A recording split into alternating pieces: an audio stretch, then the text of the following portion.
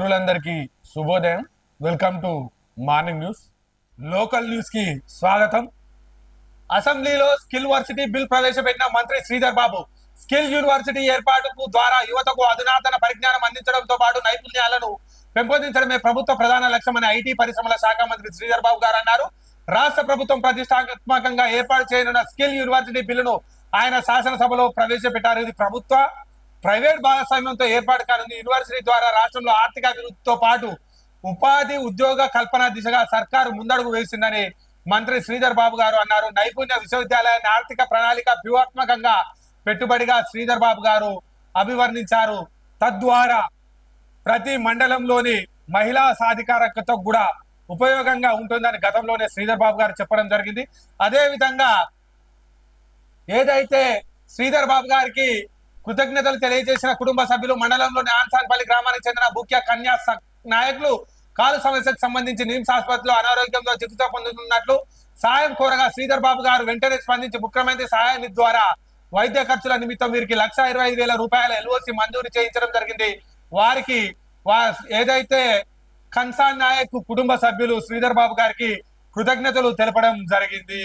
అదే విధంగా ఏదైతే అసెంబ్లీ లాబీలో సర్పంచులకు సంబంధించి సర్పంచులను ఆదుకునే వ్యవస్థ తీసుకొస్తాం, సర్పంచులకు మేలైన వసతులు కల్పిస్తాం, గతంలో జరిగిన పొరపాట్ల నుంచి సర్పంచులకు రావాల్సిన బకాయిలన్నింటినీ త్వరలోనే పూర్తి స్థాయిలో తీరుస్తాం. మీలాగా 10 సంవత్సరాల విధ్వంసాల కాలంలో ఎంతో మంది సర్పంచులు చనిపోవడం జరిగింది. వారి ఆత్మకు శాంతి కలగాలి, వారికి మేలు రకం ఈ గవర్నమెంట్ చేస్తుంది. ఆర్థిక ఇబ్బంది ఉన్నప్పటికీ కూడా వారిని ఆదుకుంటుందని అసెంబ్లీ సాక్షిగా గౌరవ శ్రీధర్ బాబు గారు చెప్పడం జరిగింది.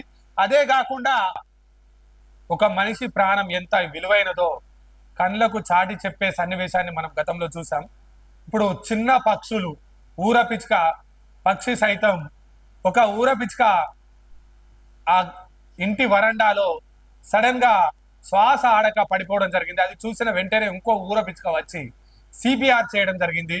తనపై ఆ కాళ్ళతో గుద్దుతూ తన బాడీపై మెదులుతూ నోటితో శ్వాస అందించే ప్రయత్నం చేసి చివరికి ఆ ఊర పిచ్చుక బతకడం జరిగింది. ఈ విధంగా సిపిఆర్ చేయడం వల్ల మనము ఇంకో ప్రాణిని కాపాడవచ్చునని చదువు జ్ఞానం లేకున్నప్పటికీ ఏ పుస్తకాల్లో చదవలేదు, ఏ జ్ఞానం చెప్పలేదు, ఏ వ్యవస్థ వాళ్ళకు చెప్పలేదు. చీమల్లో కూడా సమైక్యతావాదం ఉంటుంది, కాకుల్లో కూడా సంఘీభావం ఉంటుంది, పక్షుల్లో కూడా ప్రాణాన్ని కాపాడవచ్చు అన్న సందేశాత్మక చిత్రాన్ని మనం ఈరోజు చూపిద్దాం. చూడండి, ఒక ఊర పిచ్చుక ఆడ అడ్డం పడి ఉన్నది.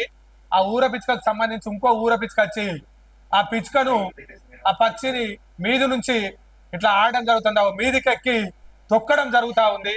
ఏ విధంగానైనా తన ప్రాణాన్ని కాపాడాలి అన్న ఆలోచనతో పనిచేస్తా ఉన్నది. అయినప్పటికీ కొద్దిసేపు శ్రమిస్తా ఉన్నది.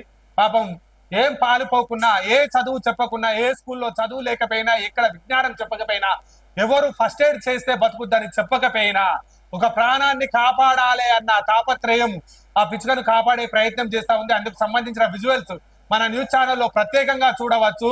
ఊర పిచ్చుక చేసిన సాహసాన్ని మనం ప్రత్యేకంగా విజువల్స్ లో చూపిస్తా ఉన్నాం. అందుకు సంబంధించి మీరు చూడండి. అగో